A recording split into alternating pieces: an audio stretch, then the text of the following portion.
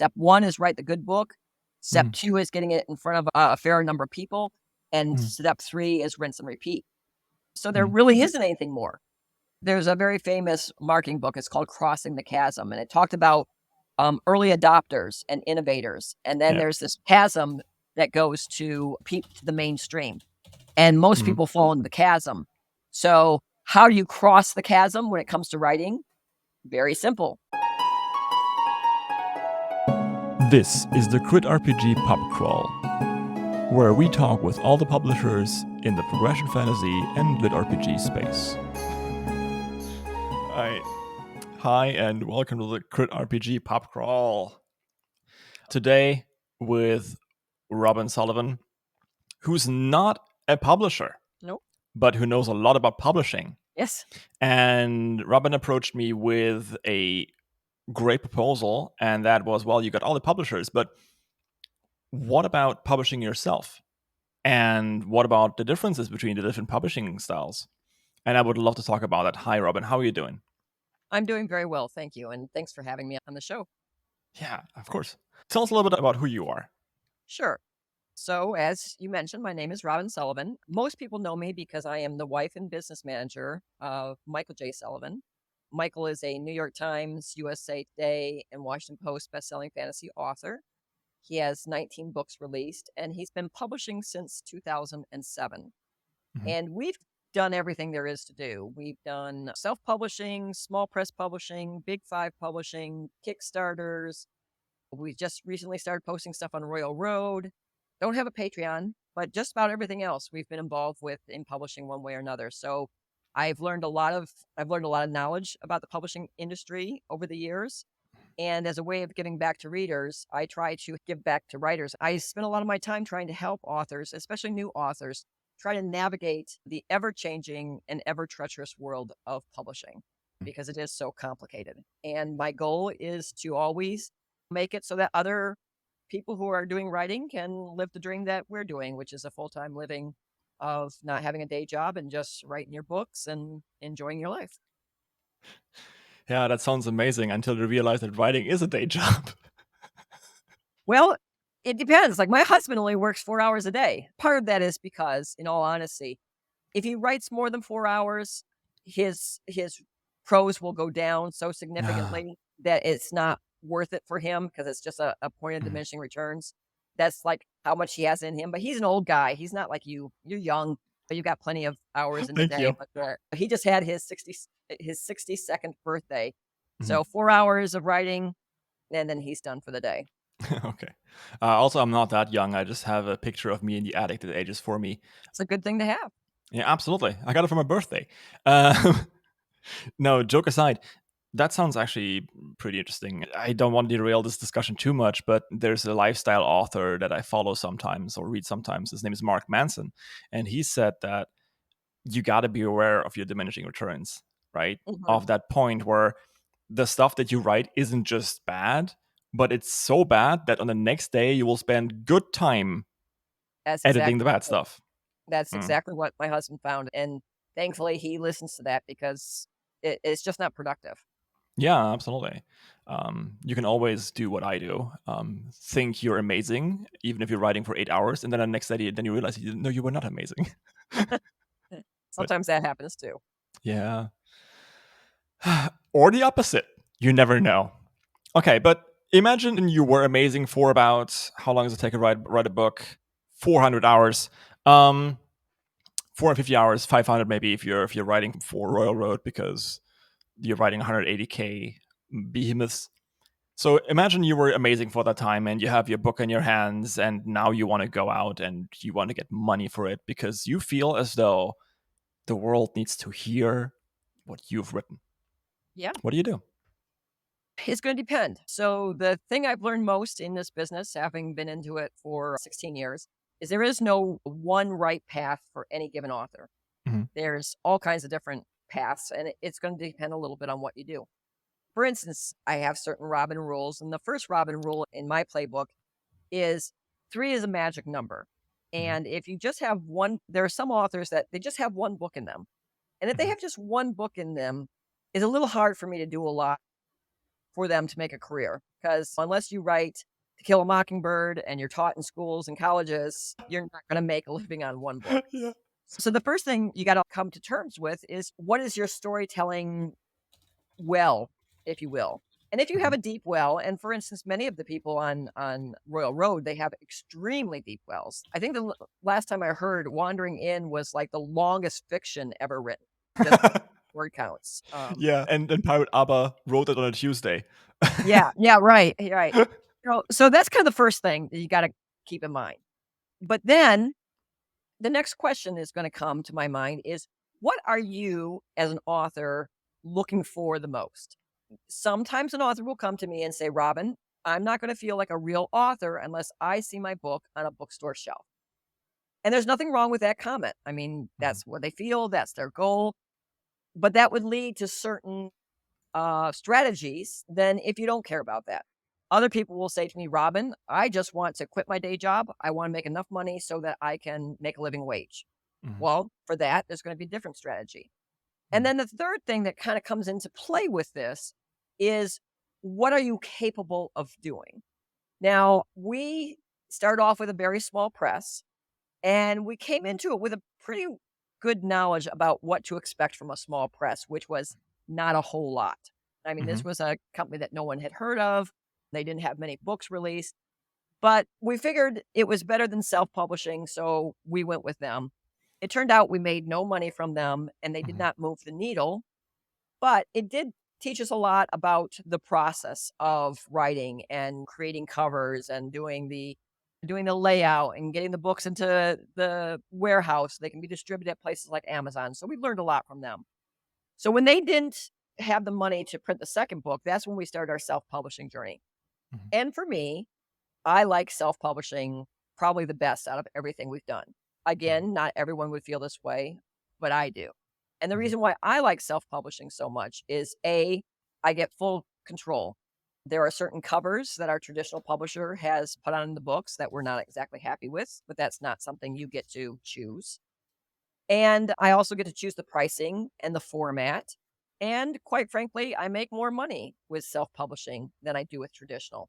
And that is because I just earn more per book. Now, do you get more readers if you're traditionally published? Yes. We physically have sold more copies of books 1, 2, and 3 of Legends of the First Empire than we have from books 4, 5, and 6. Now, some of that just makes sense because no one's going to get to book 4 unless they get to book 3. And book 1 has been out for more years than book 6 has been. But even if you take that out of consideration, those books still get more people because a publisher does bring eyeballs to a work that self-publishers struggle to get from time to time. So those are some other considerations to take, in control. But what I think is most important in all of this is, I highly, highly recommend that you become educated. And especially to any writers out there who may be on the younger side, that just like I'm mentoring an author.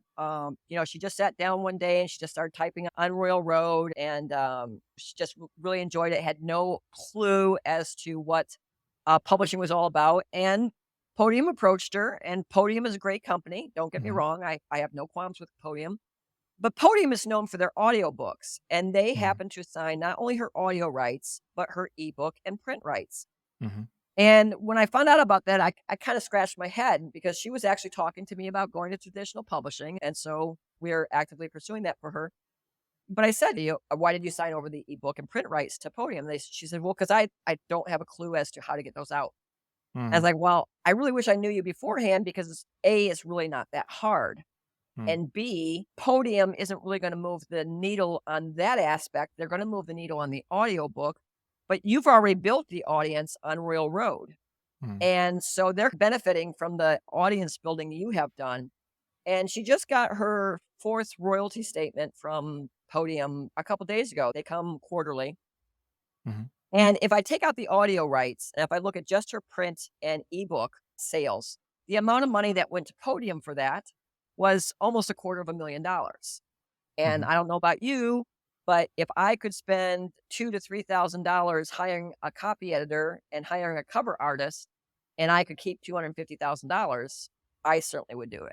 But again, that's me, and everyone's going to have their own, they're going to have their own goals and so forth. So it really depends on the person.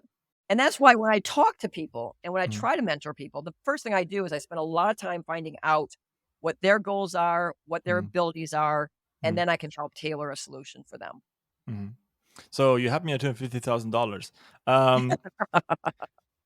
I mean, that aside, there's also the time aspect of it, of course, right? Mhm. You mentioned, okay, cool, get a cover artist, get an editor, maybe a typesetter too. But we can talk about the process and how that works in a minute. But just in general, how much time do you think would it take in addition to what you've already done, like by writing the book? Well, it's a good thing that you said in addition, Mhm. because, and again, I don't think I'm making any assumptions here that a lot of your audience is from the Royal Road crowd. Mhm. Um, but a lot of people don't realize like what happens after you get done with like your book, because when your book is done, from a publishing standpoint, it's not done, right? So Mhm. there's editing that has to happen, there's layout that has to happen, there's cover design that has to happen, and there's a number of things. But let's take the most time consuming of those activities, which is the copy edit. Mhm. From a standpoint of self-publishing and copy editing and traditional publishing copy editing, the amount of time you spend on that is 100% exactly the same. Mhm. Because whether you're self-published or traditionally published, a copy editor is going to be given a book and they're going to go through and make changes. And then what you're going to do is you're going to review those changes and you go through what we call the accept reject phase. So some of their changes, you just say, "Oh, okay, this is perfect. I'm going to accept it." Or Mhm. maybe they'll suggest something that will require you to do a little bit of rewriting, or maybe they'll have something in there where they have made a change and you don't agree with what they had to do, so you got to kind of back out their stuff Mhm. and then re-put your stuff in.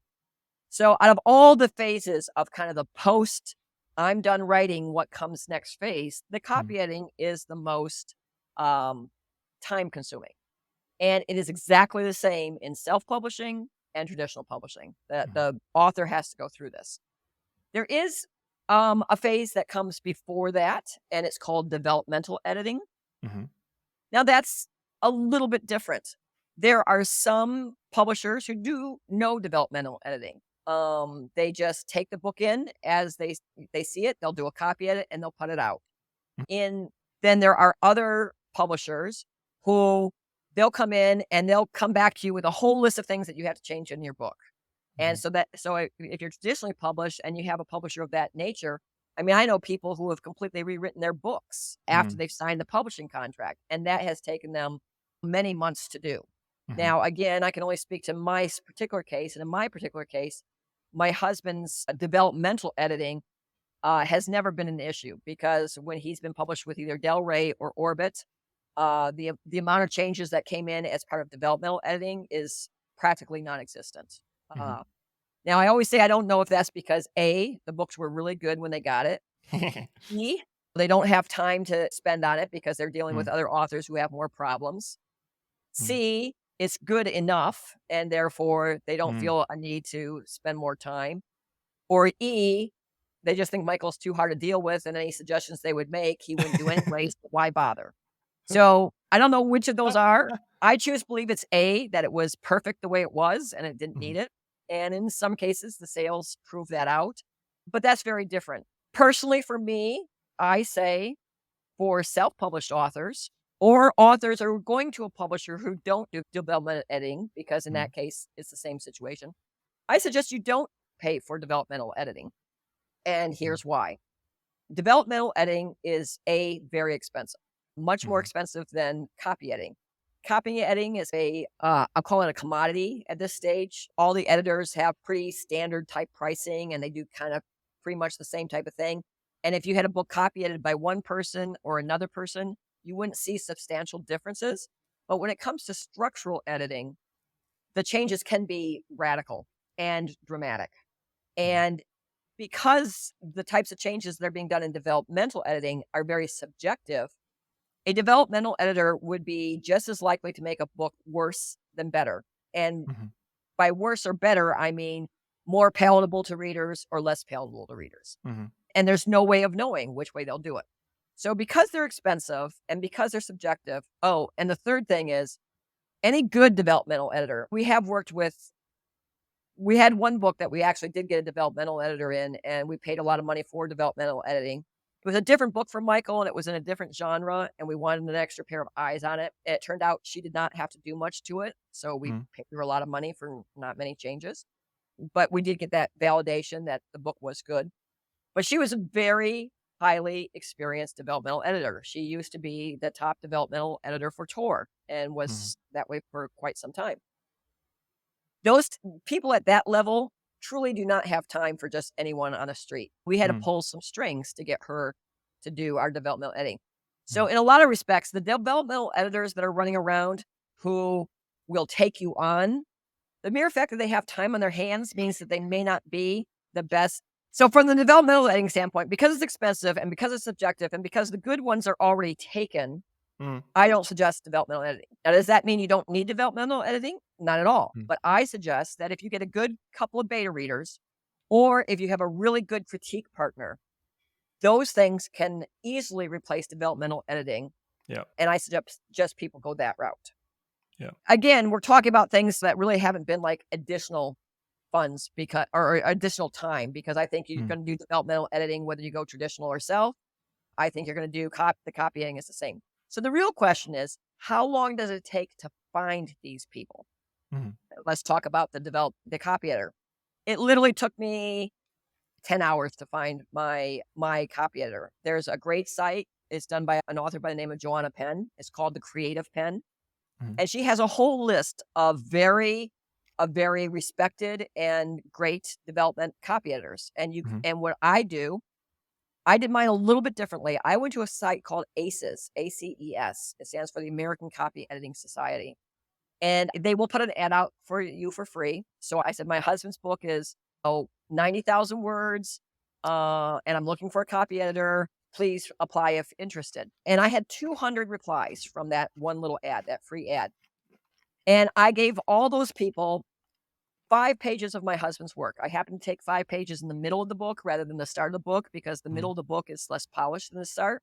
And I said, edit as much or as little as you want to give me an idea of what your copy editing ability is. And I purposely put in a few mistakes that I was hoping that they would find.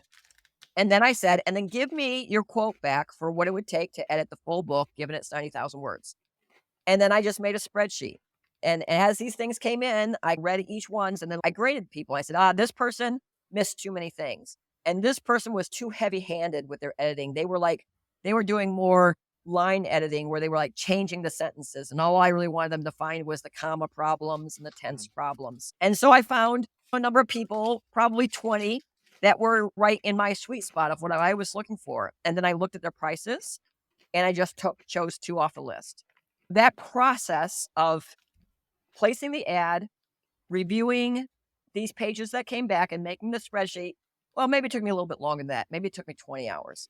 But then I had my copy editors. And once I had my copy editors, I used those same copy editors for like 15 of my husband's 19 books. So once I have them, I stuck with them. The amount of time to find the copy editor wasn't that great. The amount of time for the copy editing is the same either way. For cover designs, again, on Joanna Penn's site, there are a lot of great... Robin? Yes. Why do you have 2? Oh, good. Thank you. The reason why I have 2 is because different copy editors are better at certain things. Okay. One of my copy editors was just really good at tenses, mismatched tenses, past, present type stuff. And the other one was really good at commas. And I'm terrible with commas.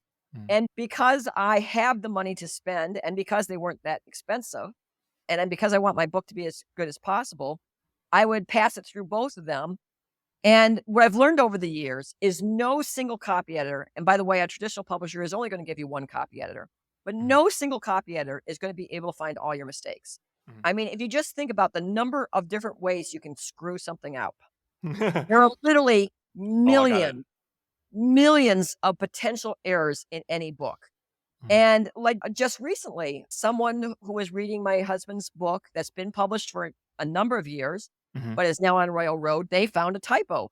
And this has been through multiple editors, it's been through multiple readers, it's been through multiple publishers, and they found a typo. I just always think that 2 eyes is better than 1. And because I wasn't hiring copy editors that were charging $5,000 a book, these copy editors were more along the lines of $750 to $1,200 a book. I had that type of money that I could spend. So to me, it was worth doing both just so that I had a high quality product. That's But also most something. people don't. Most people use one copy editor, but I do Yeah. use two. That's also something you got to keep in mind, right?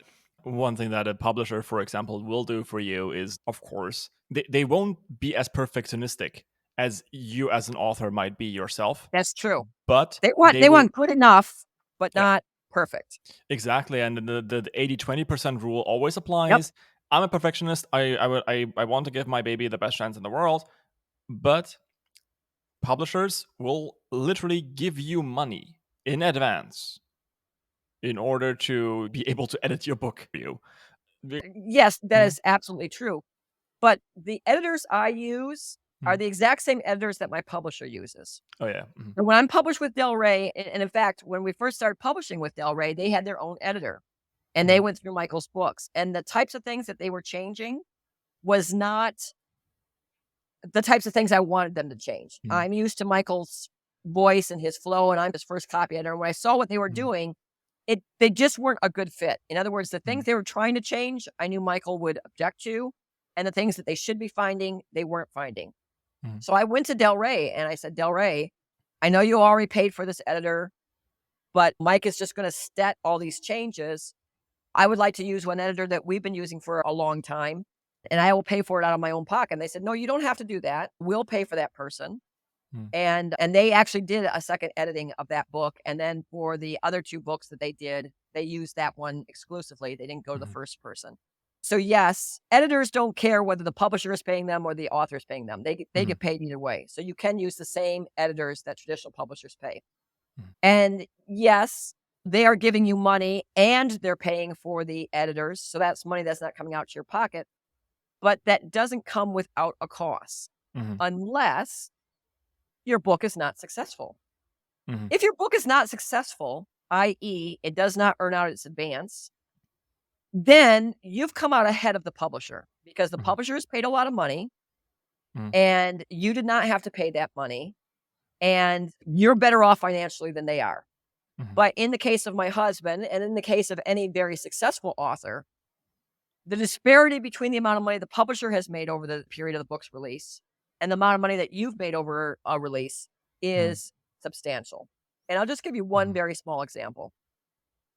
Audio rights are very important these days. And in fact, I think that is one of the places that a lot of the Royal Road authors really should be concentrating most on. In other words, absolutely sell your audio rights because producing audio rights are expensive and to do, and and there's a lot of money in the audio rights. But our very first books, we didn't have a choice. When Orbit first published Michael, they took the ebook, audio rights, and print books as is the custom in traditional publishing. And I was very upset because I did not think that they would ever produce the audio rights. And in fact, they weren't planning on doing the audio rights. They took the rights just in case. And then a company called Recorded Books, who is the parent company of Tantor, came to Orbit and said, we will do the audio rights for you under what's called a subsidiary deal. And what a subsidiary deal means for a publisher is the publisher just has to sign the paper. And then someone else does all the work. They're going to do all the production. They're going to incur all the costs. And because of that, the publisher knows they're going to make a lot less money, but they have no risk, right? They're not shelling out anything. For this particular series that was released that way, that series of books has netted about $12.5 million in audio sales.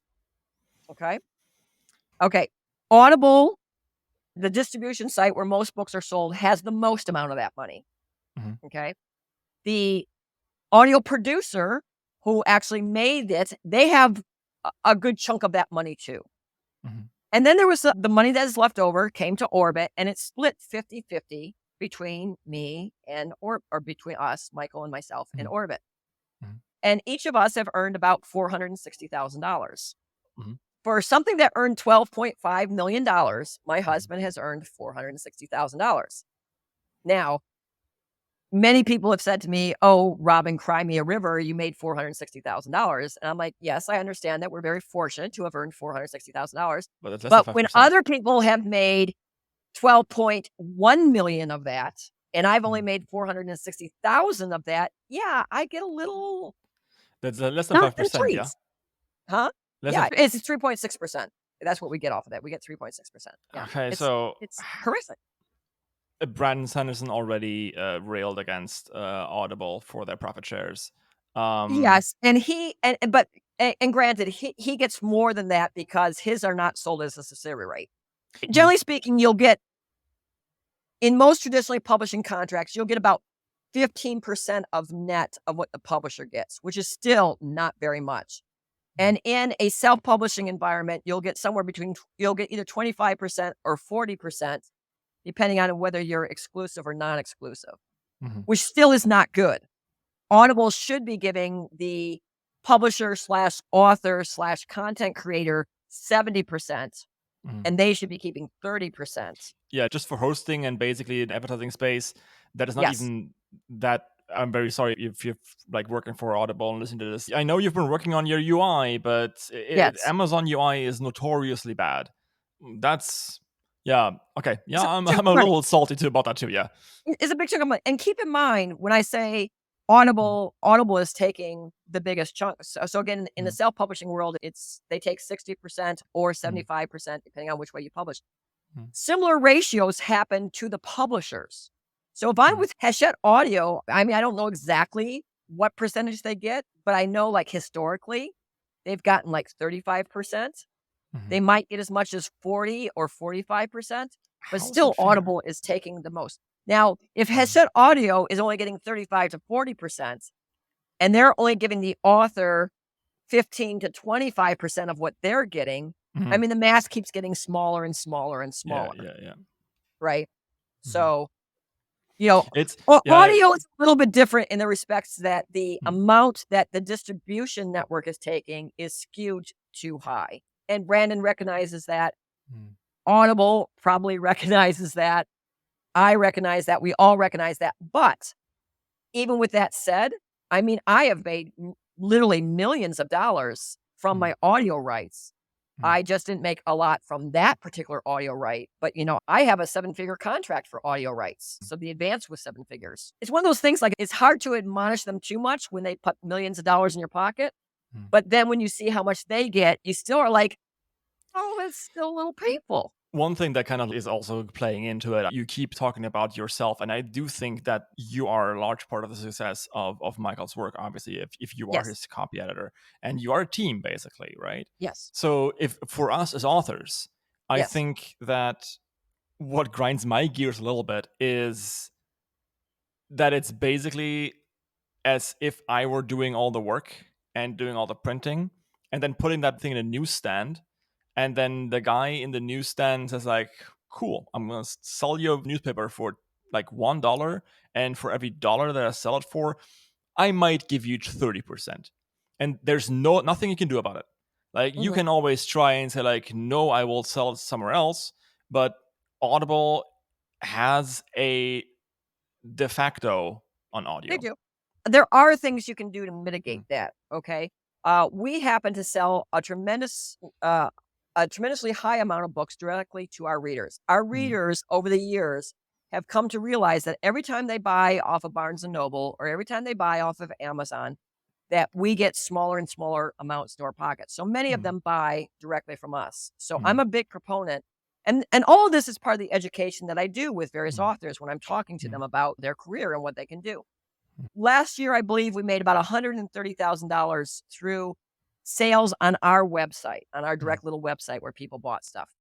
I think this year it'll come out to about 160,000 profit. So if Amazon dried up and went away, and if Audible dried up and went away, would that hurt us financially? Sure. But would it mean that we would have to get day jobs? No, because we have enough income mm. coming to us from independent sources Mhm. such that it would not be the end of the world for us. Okay. Not all authors are in that position, Okay. obviously. So you've sold your audio rights. You've Mhm. gone with Royal Guard. You've gone with Tantor. You've gone with the Podium. Because Yep. they're the big names who Yeah. want to do stuff. Timeless Wind does audio too. I think Sontag actually does the mastering. Really There's also interesting stuff. Soundbook Theater is another one that's been doing Sample audio. Theater, yes. How can I forget them? Yes, absolutely. They're actually Dreamscape. trying. Hmm? Dreamscape is another one. Yep. Dreamscape, yes. So make many of these people, because now audio editing isn't some sort of wizardry worth like 50,000 pulse that you have to like mixtape. You can do this yourself on your own computer if you are willing to spend the time on it. So I think that's fine. But let's say, okay, you've sold that to these companies, or you haven't, or maybe you've even done it yourself. What's next on the self-publishing journey? So again, it's going to depend on Mhm, each people, but I'll talk about us mhm, and how we do things. Okay. mhm, And I'll use a couple of other authors that I'm kind of mentoring because mhm. they This is might good, be yeah. more similar to like your audience. Okay. More Uh, relatable, yeah. yeah. Well, because Michael's very established, right? Like Yes. you can't say, well, that's fine for Michael, but he's hit the New York Times 3 times. I'm not in that position. So I'm going to go back to this author I'm helping out right now who started off on Royal Road, was Mhm, picked up by Podium. Okay. So we're doing a couple things with her. The first thing is her Podium contract is for 7 years. And when that is mhm, over, I've suggested to her that she may not want to renew her rights for the ebook and print book for that mhm, because she would keep that money herself. She could certainly keep her audio rights with Podium if she mhm, so desired. The nice thing about audio rights is they do expire. mhm, And because they expire, you can get more money for them. Now, going back to that project that I was talking about where we only made $460,000. So that is up for its second renewal because it's now been 15 years since some of mhm, those works have come out. So we get more money when that gets renewed. So when a person's audio rights come up, they can sell that to someone else and they should get more advance money. mhm, But what we do is now that the audio is taken care of, the next thing we turn our attentions to is direct sales, and we do that mhm, through Kickstarter. Now, mhm, this particular gal, when she first started talking to me about traditional publishing, I said, "Why do you want to go traditional publishing?" She says, "Because I want to grow my audience." I said, mhm, "Perfectly legitimate thing, but let mhm, me just point out to you that you already grew an audience on Royal Road, and mhm. that's what attracted Podium to you." Can you give us a ballpark of like follower count? Yeah, so I don't her stuff has been stubbed and some of her stuff has been taken down. Mhm, So I don't know like absolutely everything, but I do know I can tell you some things from her achievements. I can go to those aspects and tell you. So her Getting gumso. yeah, so her achievements, so she's been on Royal Road for 4 years. Mhm. She has 4,000 followers on her biggest fiction, so it's not that huge. Yeah. She has had 1 million views. That's quite a bit. And she did hit the top 10 list. Okay. Okay. Very respectable, not at a level of Mother of Learning Mhm. or some of the other big players, but a quite respectable following. So, what I looked at is she's got an audience, and I know that Kickstarters can be very profitable. So, I said, we really should do a Kickstarter for your first work. Mhm, And that does a couple things. Number one, it gets you email addresses of people who like your work because that's part of what you have to do as part of a mhm, Kickstarter. You have to give up your email address. And secondly, because it's direct selling, is at a much higher profit point than you normally would get. If I mhm, sell a book through Orbitz, let's say it's a paperback book that sells for $18, I get 7.5% of that. Not very much money. But if I sell that same paperback on Kickstarter for $17, I make about $16 on it. yeah. Okay. 90%. So, Mm, 90%. So a much mhm, different thing. Now, in her particular case, she can't do that because Podium owns the print rights. So mhm, just yesterday, I had a meeting with Podium and we are discussing an arrangement by which they will give her um, permission to create a limited edition version of her book on her mhm, own dime with her own money. And she mhm. can run a Kickstarter for it. And then she can monetize it through that. Okay. That's dope. Mhm, Now, if they say no, there's nothing she can do about it.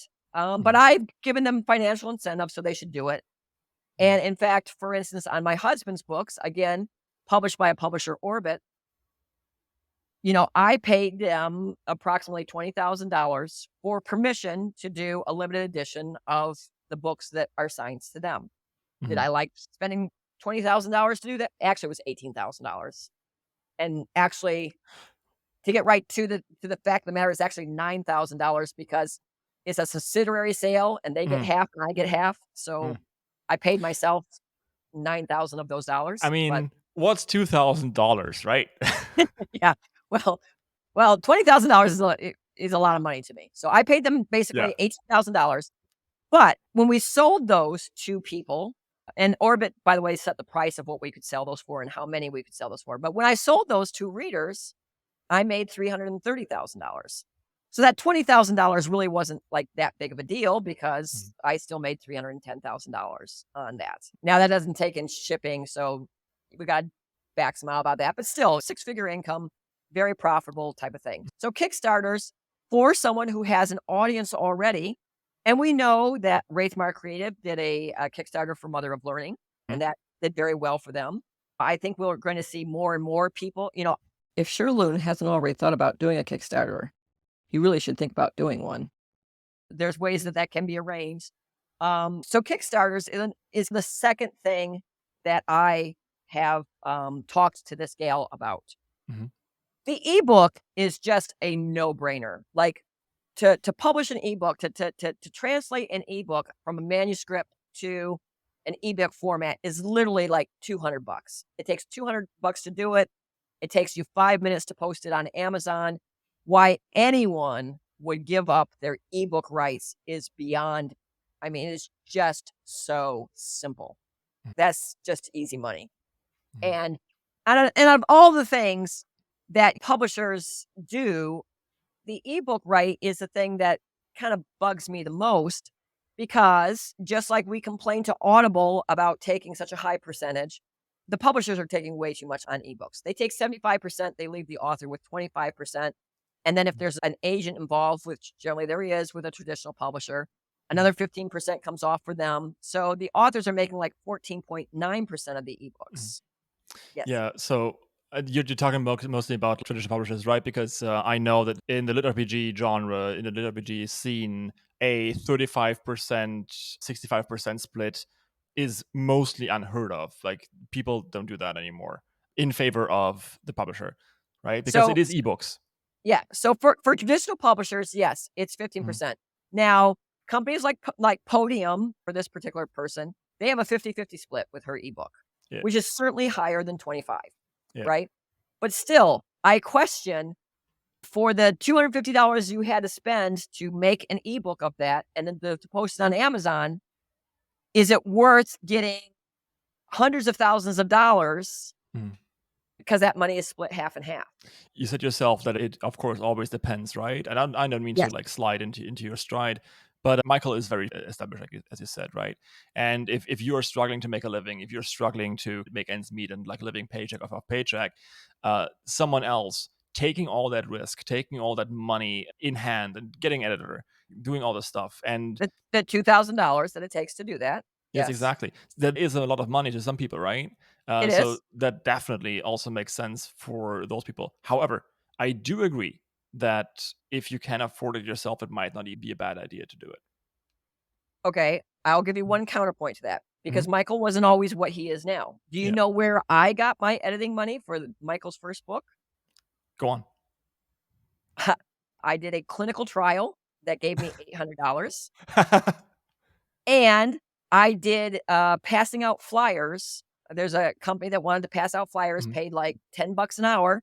So I passed out flyers on the weekend. Now you can sign up to be a dog walker. There are online dog walkings.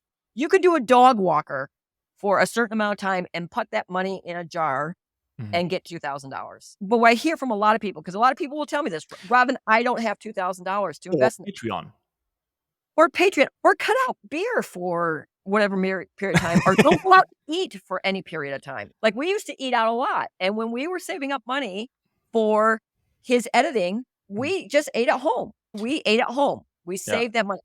It's a matter of how much you want it. We wanted it bad. So we were willing to give up stuff to get our $2,000. And actually, we only spent $750 for our first book in editing. That's good to know. But nowadays, $2,000, $3,000 is about right.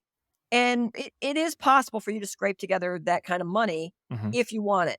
Now, if you say, no, I don't want to do that, I don't care giving up money because I'm a big watcher of Shark Tank, and Shark Tank is always, would you rather have 5% of a watermelon? And I understand that mentality. So if you want to give like a lot of your money to someone else so that you don't have to spend $1, fine. But every author I know goes through a certain cycle. Mm-hmm. And the first cycle is they just enjoy writing, Mm-hmm. right? They wouldn't be doing it if they don't enjoy it. And so it's just, I just like enjoying it. And then you're like, I really would like someone to read it. And then you put it out somewhere and people start reading it. And you go, oh, well, that's really good. And then you're like, it'd be really great if someone would pay me for this. And someone throws a little bit of money at you. And you're like, oh, I have just reached it. But then you turn out to be like me, where you see $12.5 million go to other people and you have 460,000. And then you're Yeah. like, I want to be a little bit more conscious of the money that goes to me. Yeah. For the work And that you do. for the work you do. Now, Mhm. in my situation, traditional publishing, and I went into it with open eyes, don't get me wrong, and I have no regrets about doing it. I knew I was giving away those rights forever. Mhm. Technically speaking, they would revert if the sales got small enough, but Mhm. the bar is so low that I don't think that will happen. Mhm. But for most people who get in with someone like an Atheon or a Podium or some of these other companies, they're going to be locked up for 5 to 7 years. Yeah. And all I'm suggesting to them, okay, is sure, go with them to begin with. But then look at your royalty statements and look at how much they're making Mhm. and look at how much you're making. And Mhm. before you renew that, Mhm. seriously consider whether it would make sense. Are the readers really going to disappear if it suddenly shows up as quote unquote self-published? I don't think so Yeah. because you're already popular. You already have reviews. You Mhm. already have an audience. Mhm. You've done the hard part. The hard part is gaining a fan base. Once you have a fan base, you don't need to, it will grow on its own through word Mhm. of mouth. You don't need the publisher to get that for you. Yeah, that's one thing. You mentioned that the author you were mentoring also wanted to have a bigger audience. Yeah. And speaking about myself, I don't know if my book will sell, right? I don't know if that investment of 3,000, maybe $3,500 plus all the time that I'm putting into it because my time is expensive, if that will pay out. I think having people who know how to do all the marketing, because I think that's like the next step which we should talk about, is have people who know that, people who can do that for you, is very important. Okay. Good point. There's actually two very good points in there that I want to bring up. The most important point of the thing you said is you're not sure whether your book basically is good yet, right? Because Mhm. you're not watching what people are saying and so forth. Mhm. And that is very important. The one thing that traditional publishing does is that you certainly know that you've at least cleared a certain bar Yeah.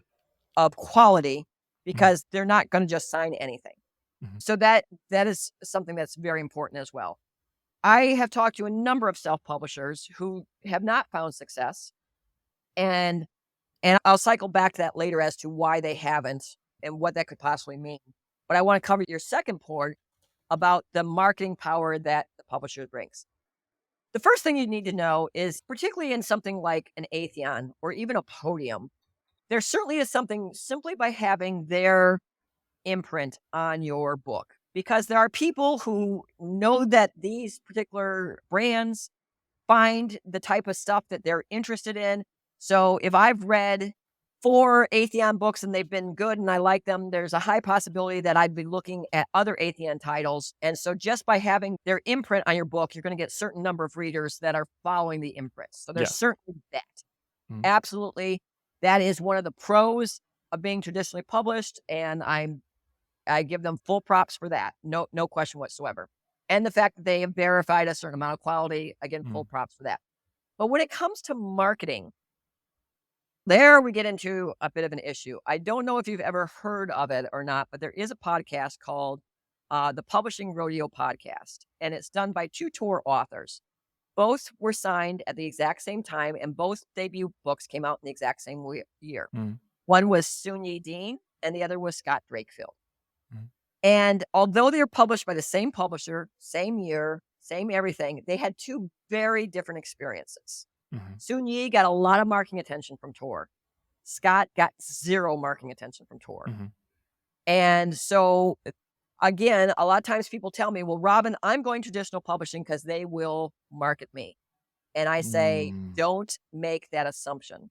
Yeah. Because Michael's first books had a 6-figure advance associated with them, and Orbit did 0 marketing. Now, yes, it was in their catalog, and yes, it had their imprint on there, but they never sent him on a signing tour. They did not actively try to get ARC copies out to people to get reviews. They didn't approach other authors for reviews. They ran no ads. And in retrospect, I can see that what their plan was and what they did was they looked at this self-published author who was earning well and said, let's just throw spaghetti against the wall and see whether it sticks. So he's either going to sink or swim on his own. And they're obviously not going to tell you that when you're signing, so you don't know that going in. Now, in my case, I got out of Orbit exactly what I wanted out of Orbit, which is I got their little imprint on Michael's books to say, yes, this guy is good. And I got a wider distribution. And that's all I wanted from them. And that was fine. And that was good. And I've made them several $1 million for doing that. And it was a worthwhile trade for me. So that's all good. But I just want to say that let's go to Del Rey. Now, Del Rey did an even higher advance. It was over $500,000 for their advance. They think, oh my God, if they're going to have $500,000 in this book, they're going to market the heck out of this book, right? They're going to have ads and they're going to have ARCs and they're going to do this and they're going to do this and they're going to do that. Did they do more than Orbit did? Absolutely. Did they do as much as they should have given they spent that kind of money? No, I don't think so. Now, when I signed that particular contract, to be honest with you, I signed it figuring we would not earn out. Because as I said before, in some respects, the disparity between authors and publishers is best when you don't earn out because you each get the same amount of income. Now, it turned out we did earn out. I was wrong. I calculated wrong. We earned out. Oh, no. Oh, shucks. You were too good. God damn it. But so in that case, there still was not a lot of marketing behind it. But going back to, so what does make the difference? I do not believe that marketing can make or break a book. I truly do not believe that. I think you can take the best book in the world and throw no marketing. Well, you can take the worst book in the world and throw as much marketing as you want, and it will go nowhere if it's a bad book. And let me define bad book. A bad book is a book that does not scratch anyone's particular itch. And when people get done reading it, they don't immediately want to tell other people about it. Books succeed because of word of mouth. People will complain about Twilight. People will say how terribly written Twilight is. But they will talk about it. Everyone was talking about it, and everyone was recommending it. And I personally don't like romance, but I read Twilight, and I was working a day job at the time. And every night when I got home, I wanted to read the next chapter of Twilight because it got me, scratched my itch. It got under my skin, and I wanted to read it. The second example for that, of course, is this huge upheaval that happened like earlier this year with This Is How You Lose the Time More. Yes. Have you right? Right. One random guy on Twitter mentions it, and everyone piles on, goes like, yeah, the book's actually really good. And then suddenly it shoots up the charts, like 3 years after release. Right. So that goes, so Robin's rule number 1 is 3 is the magic number. You got to have 3 books. My success to publishing boils down to is write a good book, get it in front of a core group of people, and then rinse and repeat. And so that is an example where that book was good, i.e., once people read it, they told everyone else about it. And because it was a good book, all it needed was a match lit to flame or to tinder, get a couple people to read it, and then it blows up. So getting back to where we started this whole thing with whether my book is good or not. Okay, go ahead. Yeah. I have a sushi date in about 40 minutes. So I need to leave in about 5. Okay. But this is fascinating, and we should maybe make a second date and continue this. But let's continue with your point. Yes. Okay. So going back to whether your book is good or not, okay? You as an individual writer probably cannot determine that. You do not have the objectivity to say, yes, obviously it's awesome. Yeah, of course it is. I mean, I've written it. Yes, and how could it not be? So when I come across a self-published author that says, "Robin, I released my book 2 years ago, and I've done some marketing on it and, this, that, the other thing, but, it's really not taking off. What can I do to market it?" The Mhm, very first thing I do is I go out and look at their reviews. mhm, And if they have like 20, 30, 40 reviews, I say to them, "You have not written a good book." And they go, "Well, no, it is a good book. I know it's a good book. You mhm, know, it's a good book. Everyone who reads it says it's a good book." I said, "No, it's not. And here's why. Because you've got it in front of a core group of people. We know for a fact that, mhm, 20, 30, 40, maybe even 100 people have read it. But the mhm, fact that it's been out for 2 years and it doesn't have 500 reviews or 1,000 reviews mhm, means those people have not felt compelled enough to tell other mhm, people about it. Because if they had done that, you would have much more reviews than what you have. mhm. So with a self-published book or any book, whether it's produced from traditional or whatever, if it's not getting much traction, one of two things has happened. Either it hasn't gotten in front of enough people, or it's not good by the definition of a good book is something that someone will tell everyone to read it.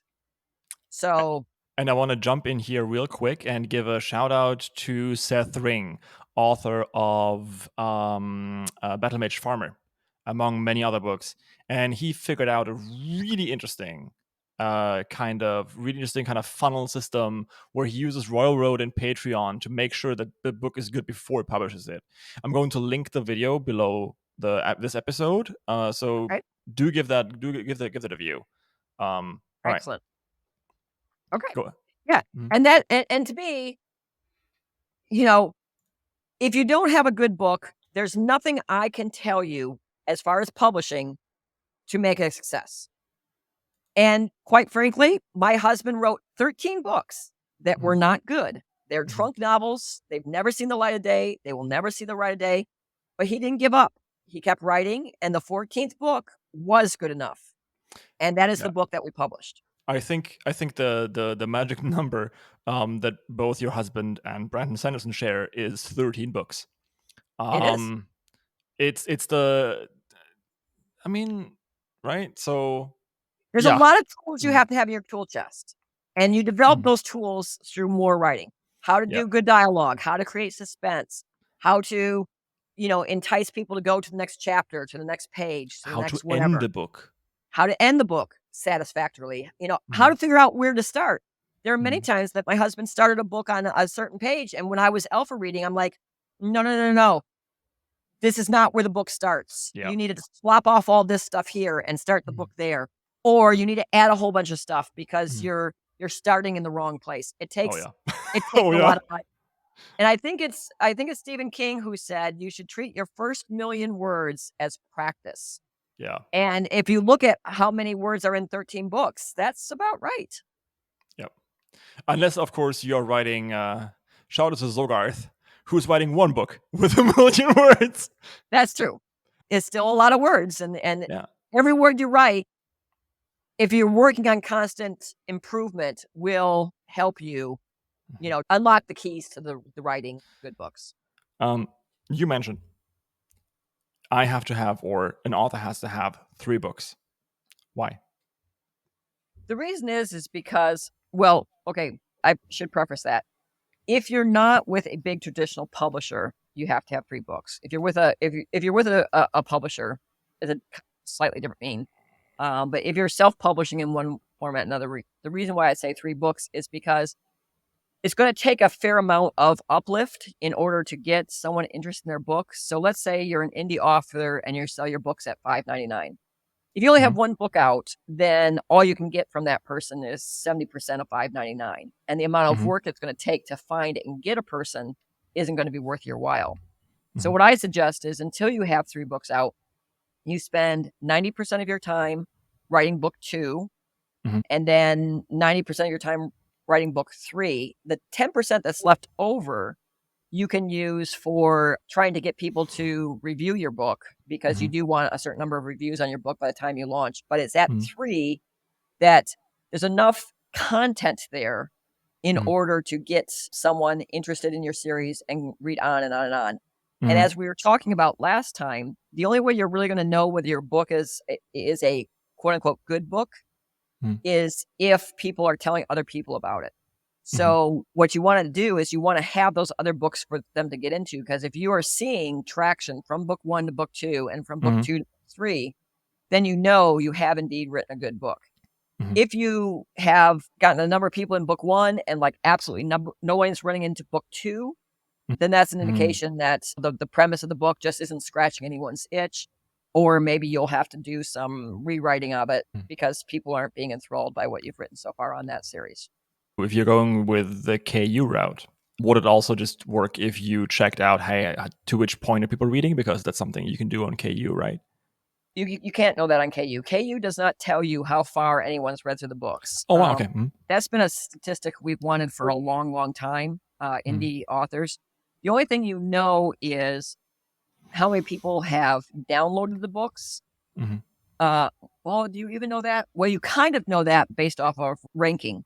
The way the Amazon algorithm works is when you download a book, its rank goes up, but you have not received any money from them until they actually read the book. Okay. And it's based off of page reads, but what Amazon does not tell you is how many of those page reads were on page 1 and how many of those page reads were on the last book of the book. So you really don't. You don't really know. Hopefully at some point they'll be able to do that. I mean, I know Royal Road has some analytics that lets you see people following through, but KU doesn't have that ability, unfortunately. Speaking of which, a small shout out, just saying that your husband's books are the first 2 books of Riria, right? Are both on. Yeah, so he has 2 Rhaenyra series. One is the Rhaenyra Revelations. It's not on Royal Road because that is published by Orbit. And then he has the Rhaenyra Chronicles. And the Rhaenyra Chronicles, they're the prequels to Rhaenyra Revelations. There's 2 main characters of the books, Royce and Hadrian. And the Rhaenyra Chronicles shows the origin story of those 2 characters. The first 2 books of those are also under contracts to Orbit, so they're not available on Royal Road. Although I'm thinking about talking to Orbit to see if they'll let me. But so what's on there is books 3 and 4, but they're completely standalone tales. You don't have to know anything of any of the other Rhaenyra books.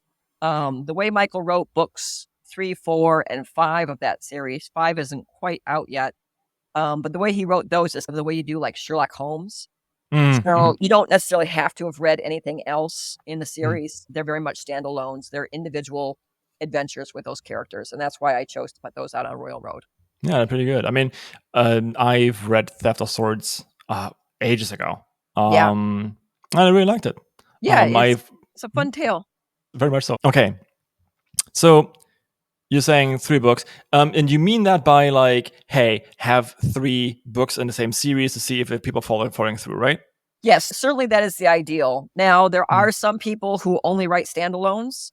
And then in their case, it's 3 books in a separate series. And obviously it's not as good as being in a series. But it does do the same thing, which, if people like your work, they're going to go pick up something else by you. And it has the same issue in the fact that you're going to get 3, again, assuming your book is good, all the work that's done to get a single interested reader is going to net in $15 worth of income to you rather than $5 of income to you. Okay. So writing a second series, not recommended, but also possible. Yeah. And then once you get 3 books out, then you can shift your priorities from doing things that are going to get you more readers, whether that be, working on your blogs or talking to blog reviewers or doing interviews or contacting people on Goodreads, whatever you're doing to kind of market your book. You can split that kind of 50-50 between your writing and your marketing, but only do that once you have 3 books out. Until that gives me an idea. Would you be interested in just making a quick checklist together? Sure. And if you're listening to this is all going to be sped up while Robin's waiting. Oh, okay. Here you go. All right. So first off, have 3 books in one series, ideally. What if, just hypothetically speaking, you've written a 175,332 word behemoth? Yes. What then? Well, it depends. is it written in a way in which there are certain places where you have a climax that it would make sense to split it? Yes, at the very end. Okay. The reason why I say that is because when my husband was writing his Legends of the First Empire series, the first 3 books were pretty standard, 120, 130,000 words, something of that nature. But then when he wrote the 4th book, it was really long, but more importantly, it was really weird because there actually was a climax, and the book really should have ended there, but he didn't, and then he started again. So we actually ended up splitting that book into 3 books, not simply because of page count or number of words, but because of the story just wanted it to be that way. Now, 175,000 word book for traditional publishing is somewhat of a problem. Most traditional publishers don't want it. But for self-publishing, it's fine. My book, my husband's most recent book was 186,000 words. So it can be done, and it has been done, and it will be done. Brandon Sanderson writes big behemoth books. He writes books in the 200,000 word range. So it can be done. From a strictly business standpoint, I would suggest that I never am trying to tell people to write books to an audience or trying to write books to make more money. But that said, we're talking about how to make a living from your writing, and you are better off if you can kind of plot your book in, I'd say a 90 to 130,000 word chunks, because it's a lot easier you're never going to be able to post a book on Amazon for more than $9.99. So why not have 3 books at $9.99 or less, as opposed to one very huge book and only be at $9.99? I think for LitRPG, the standard, like, people usually put out their books if they aren't doing super well. If they're like 80,000, 120,000 words, they put them out at $2.99. And the longest book I've seen on of LitRPG is $5, because most of LitRPG is being read on KU. Yeah. So that's also something just to keep in mind. Oh no, I totally understand that. Most lit RPG is read on KU, and in fact, recently Orbit, which is a publisher that Mike has published through, they started up a sub company called Orbit Works, which is a digital only imprint. And the person who's heading that up knows like nothing about lit RPG. I don't claim to be an expert, but they're saying like, why aren't I getting submissions for lit RPG? This new Orbit Works is for lit RPG, and I'm like. So I wrote back to her and I said, will your books be available on KU? And she says, we haven't decided that yet. And I'm like, how could you be going into lit RPG and not know that your books are going to be on KU? Because that is where they have to be. And then this person, I think, also like misspelled Dungeon Crawler Carl and stuff like that. So today, they've had a lot of problems. I mean, in the original place where they told you to submit your work, there was a little contracting thing there that says, like, if you submit stuff to us, it becomes our property. And I pointed that out to her. And I'm like, I don't think that's what you meant. And she's like, oh, you're right. It's not what I meant. Let me see if I can get that fixed. Now, in their credit, they got it fixed pretty quickly. It's not showing very well that they don't have that attention to detail, and they don't know the audience. Small indie company. Well, no, it's a big company. It's Orbit. You don't know that joke. In gaming circles, it's always a joke when some big company makes a mistake that's completely obvious. It's always just a small indie company. They don't know any better. I gotcha. Yeah. Okay. Yeah, I haven't heard that one before. Yep. Recently, this evolved into, it's a multi-dollar company. So, yeah. Anyway, so we got book 1. We got 3 books done. What's next? Well, obviously, cover design is extremely important. So there's 2 main components to cover design, at least in my head. There is the graphic for the cover, and there's the typography. I cannot emphasize enough to people how important typography is to a successful cover. I am terrible with typography. My husband used to work in marketing. He is very good with typography. There are a lot of ebook designers who are fantastic with typography. The thing that will give your book away more than anything else is bad typography. And I think I mentioned regarding copy editing, Joanna Penn's site. Joanna Penn also has an area for cover design, and there are a number of sites out there that she mentions for it. I'll also mention a company that I've recently started using called 99 Designs. And the cool thing about 99 Designs is they actually have two ways you can work. One way is you can go out and you can look at cover designs of various designers, and you can reach out to them with emails and say, hey, I have a fantasy book and I need a cover design. And, this is a little bit about the book and this is what I'm thinking about for the design. Give me a quote back for what you need it to be. Or another way you can do it is you can run essentially a contest where you give all the specifications of your book and then you put it out there and you say, this is my budget, and you set your budget to whatever you want it to be.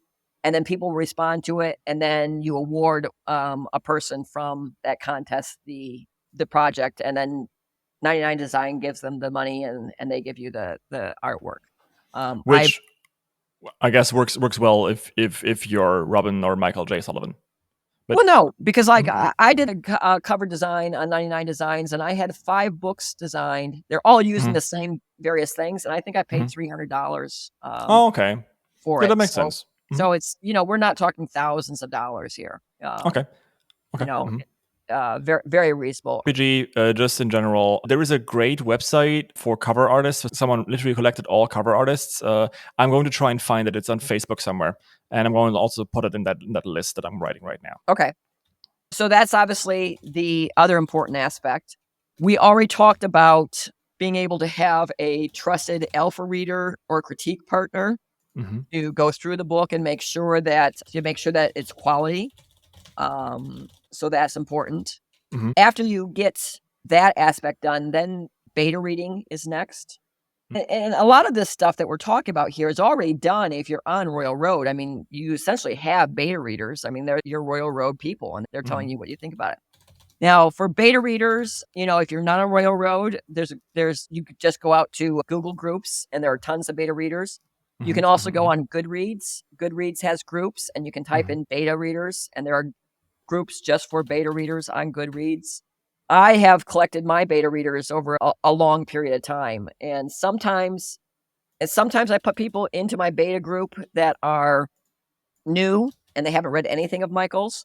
Some of them are existing readers, and I've even added people into my beta group, which are people who have read Michael's books and did not like them.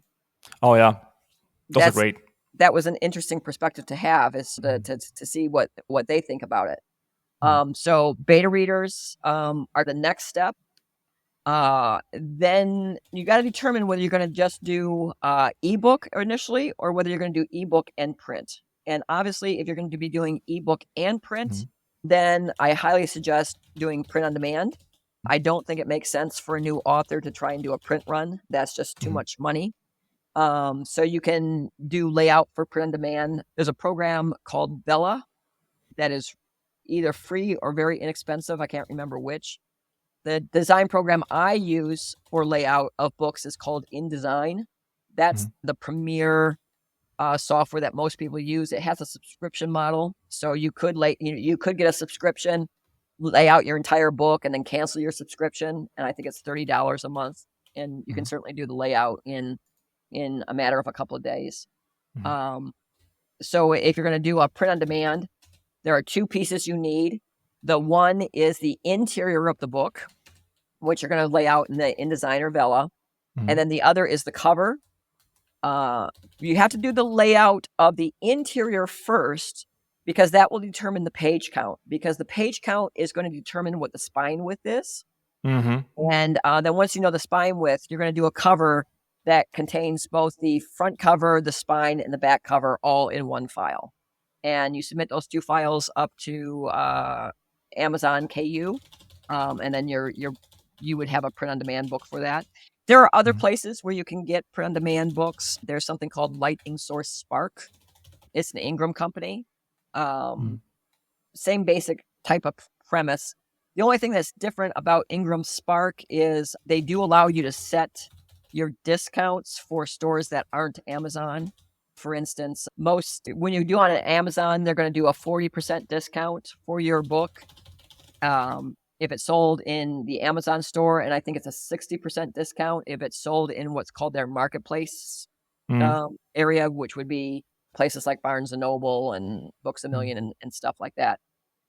The other thing I should mention about print on demand, as long as we're talking about this, is that if you have a print on demand book, the chances of your books being in a bookstore are essentially zero. Yeah. And the reason for that is because books in bookstores are not sold. They are done on consignment, even from the big publishers. So a bookstore will order 1,000 books from a publisher, and those 1,000 books will go over to the Barnes and Noble warehouses, and then they'll go out to the little individual warehouses and the individual stores and so forth. The publisher doesn't actually get paid for those. They just send them out, and then the person who bought those copies, the big bookstore, they can either return those books and get credit for it, or they can any books that have sold can actually pay, and then those go through. And because and that's one of the biggest problems about traditional publishing actually is the return rate can be very high. There's actually what we call a churn that happens. Yeah. Where a lot of bookstores will order books and then they'll return them and then they'll immediately order new books right after that. That's just something you should be aware of, that you can't have it in bookstores. Unless, of course, you know your local bookstore and you go to them and like, hey, do you want to buy this book for $5? You can sell for 10. They too will also do it on consignment. They won't buy it ahead of time. They'll say, they might say, I'll put it on my shelf, and if it sells, I'll give you your $5. There's so much effort in that for like no return. If you want to do that because you like your local bookstore and you kind of want to support them or whatever. Yeah. Right. So exactly. This is not money making. Right. And actually, I'm going to put something before your first thing on the list, which is get 3 books. And that is to get on Goodreads and claim your book's page. If I started a new book today, if I went to Goodreads and I typed in the name of that book, it's not going to come up. And so there's a little add button, and you can hit add while you are signed in as a Goodreads person, and then it will associate that book with you. One of the things that we do is, as soon as Michael starts writing a book, we put its book on Goodreads. And then we will tell people kind of like what the progress is. You know, we'll say, I wrote the first chapter today. Yay. And then halfway through the book, or, you know, I'm stuck at this area. And we kind of do updates of the books while it's on Goodreads before it gets published. And that actually gets people excited. It gets people adding the books to their shelves. And obviously that works best if you've already have a fan base. But like I was just talking to a new author recently. He has no fan base whatsoever. But he made his account on Goodreads, and he's going around and looking for people who his book is similar to. I believe it was, I forget what book he told me it was similar to. It might have been Hitchhiker's Guide to the Galaxy. So he's actually starting to reach out to people who have read that book and said, hey, I'm writing a book up like this, and would you like to be my friend, and things of that nature. Yeah. One other thing also very to keep in mind, if you're coming over from Royal Road, you do already have a personal book blog, and that's basically your Discord that you have. If you are already a established author, you can, of course, just use Royal Road for that. You can use your author's notes, the post, the pre and the post while you're writing. You can legit put your first draft on Royal Road and just see how it does. Yes. And then while you're doing that, you can tell, hey, look, I'm writing this, I'm writing that. I'm going to revise this later. This is not going to stay. That's not going to stay. You can do that. You can even do a rewrite after and do a relaunch with like whole OPA if you don't hit any readers. I did that. I spent 3 months rewriting my book and re-releasing it to see if it gets better traction, if actually I put effort into it and make it less confusing. And yeah, it did. It's not a bestseller, but definitely worth the time and money. So you can do that. Yeah, I'm a big fan of Royal Road. I mean, before Royal Road existed, there was Wattpad, and Wattpad still exists, obviously. I'm all for places where you can put your work and get some feedback from it. That kind of goes along with this whole idea of like beta reading and so forth.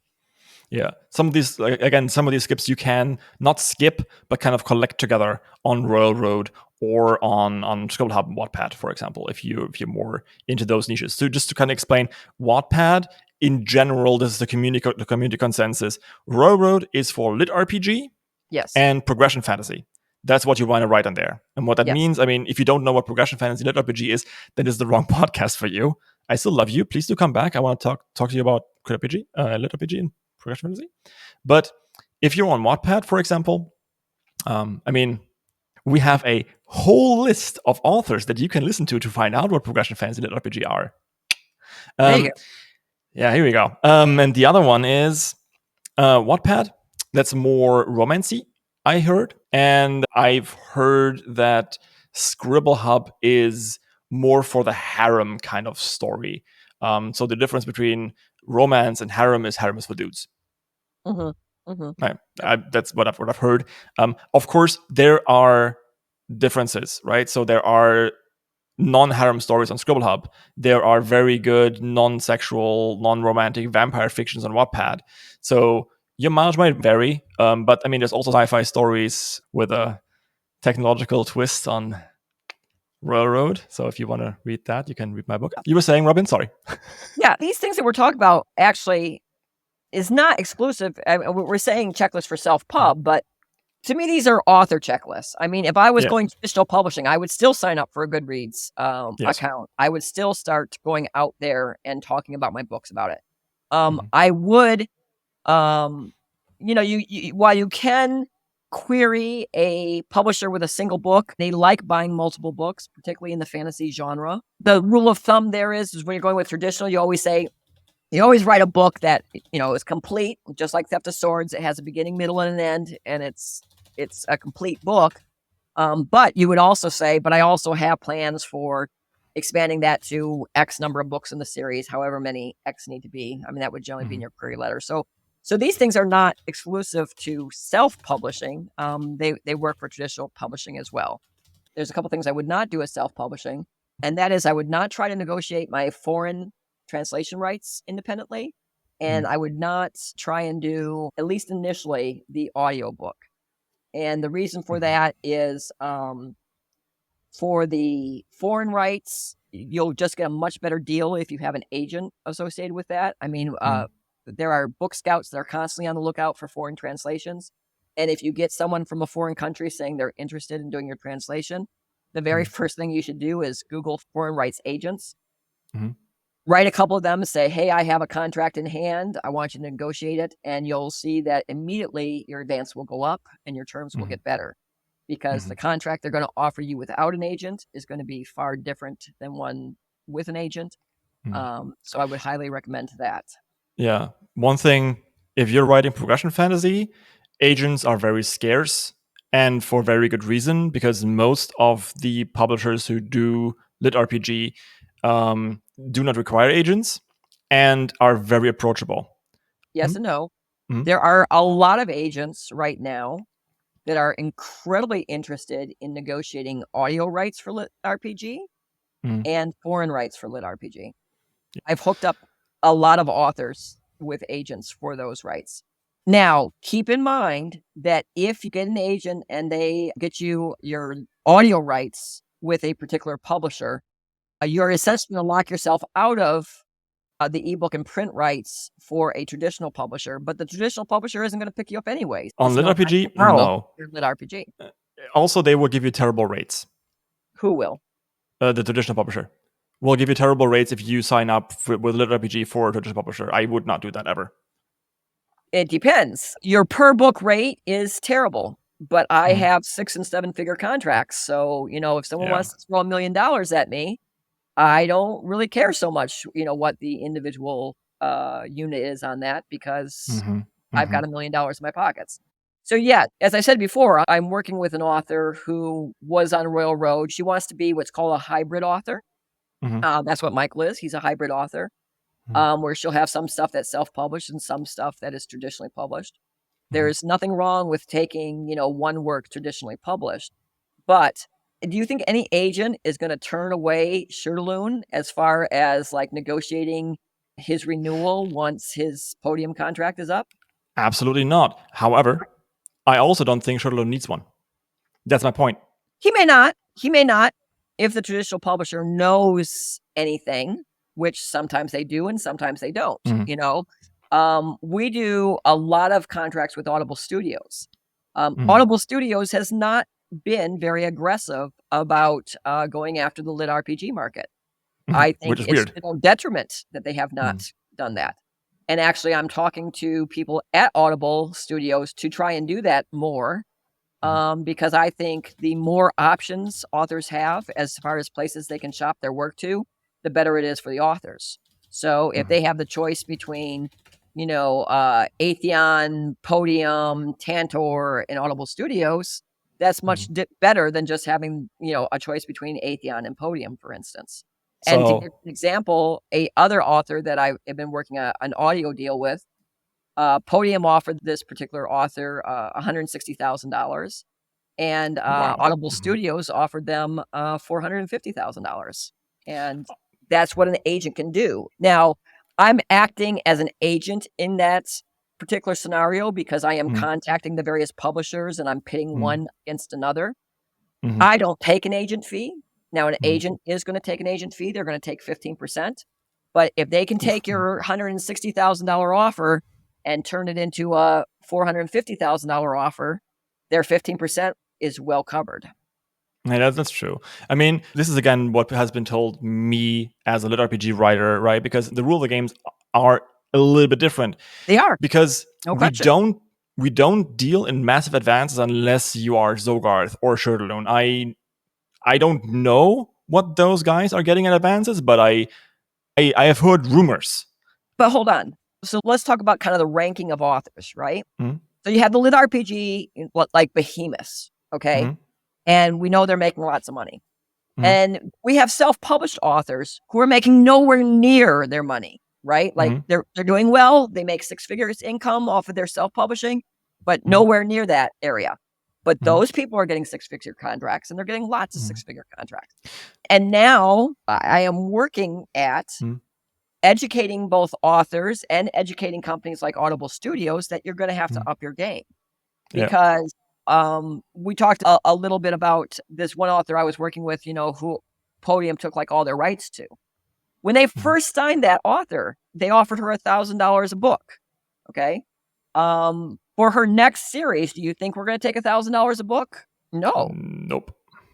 They're going to have to pony up with six figures. Although, a Shurtaloon or a Zorgath may not need an agent, the question is, what does it hurt them if they go to their existing publisher and they say, okay, existing publisher, our contract's going to be up in a year. What are you going to offer me to renew this? And that publisher's going to come back with some number. If they were to go to an agent and say, I have this number in hand, can you make it better? As long as they clear it by 15%, then I say, go ahead and have that agent negotiate that deal and get you that extra money. In general, the thing that agents can do is they have contacts with multiple publishers. Yeah. And they can, if you're Mother of Learning and you're with Podium and that's the only one you have, Podium might throw you a six figure and you might go, oh my God, six figures, that's great. Yeah. But like I said, I'm dealing with someone who Podium offered 164 and Audible Studios offered tremendously more. What about the revenue share? What about the royalties? Well, that's actually very interesting. In general, the best royalty shares that you're going to get is if you are with ACX, if you're self-published. That's where the highest royalty shares is because that's 40% of gross income if you're exclusive, and it's 25% if you're non-exclusive. That's the best you're going to get. Audible Studios, their standard rate that everyone gets, now some people get higher. I happen to get higher, but I can't tell you what that is because it is under an NDA. But the standard rate is 15%. Now, if you look at someone like Podium, I've seen a lot of contracts from Podium. And I've seen contracts from Podium that go as low as 11% and go as high as, I think maybe I've seen a 40. I don't know. I think I've seen a 40 maybe. I know for sure it's at 35, but let's just say it's 40. But that's 40% of what they get. Okay? Yeah, I know. And we don't know what they get. And they're not going to tell us what they get. Okay? So you're going to have to be a little savvy here. But if we can reasonably say that they're getting somewhere between, let's say, 35 and 45%, I think that's a fairly reasonable thing to think. Then if they're giving you 15%, you're getting less, yeah. Okay. So 15% times 40 is 6%, and 15 of 35 is 5.25%. So with Audible Studios, you're getting 15.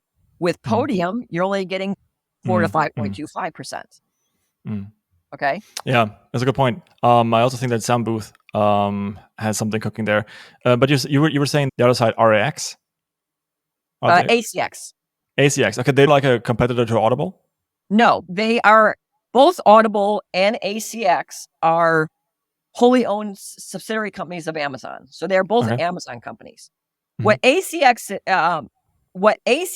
is to audiobooks is what KU is to ebooks. Okay, I got it. So it's a way for you to get your audiobooks onto the Audible store by self-publishing. In other words, you're doing the production. And that could be that you read it yourself or you hired a narrator. They actually have another little aspect to them. They also provide like a matchmaking service where narrators and writers can meet and greet and compare things. So let's say you had no money in your pocket. Okay. Yeah. And you wanted an audiobook. You could go out on ACX and find an audio producer who will do the production costs for you. Now, what will happen is that 40% will then be split 20% to them and 20% to you because they're footing the upfront costs for that. Yeah. Okay. Ugh, this is getting very complicated. It is. Publishing is not an easy business. It is an incredibly complicated business. At least getting the book on Kindle is easy. It is. Yes. Yeah. There's like levels. Like most people, they just put their book out on Amazon in KU. Very, very simple. In that scenario, because we were talking the other day about like how much more time does it take? As we said, the copy editing is exactly the same amount of time. The developmental editing is exactly the same amount of time between self and traditional. The only thing you have to do is the formatting of the ebook, and that's literally you pay someone $250 and it's done. You can probably actually find someone to do it for you for $50, but I know I've seen places that do it for $250. I do it for my husband's books in the afternoon. It's very easy to do. I can teach someone how to do it in the afternoon. It's not a hard thing to do. But then let's actually go back to the list. So I split it up in between easy mode and hard mode because you said, hey, this is advanced stuff. So if you're really going for easy mode, you sign up for Goodreads, you have your 3 books, you got your cover design, graphic and typography. You did do your critique partners, your alpha readers, you put it out in front of beta readers. Beta readers didn't hate it. And you decided, hey, actually, you know what? I'm not going to go to print. And then what? So then comes the hard part. And this is hard whether you're in traditional or self. And actually, it's easier in Royal Road people because then it's finding the audience. Okay.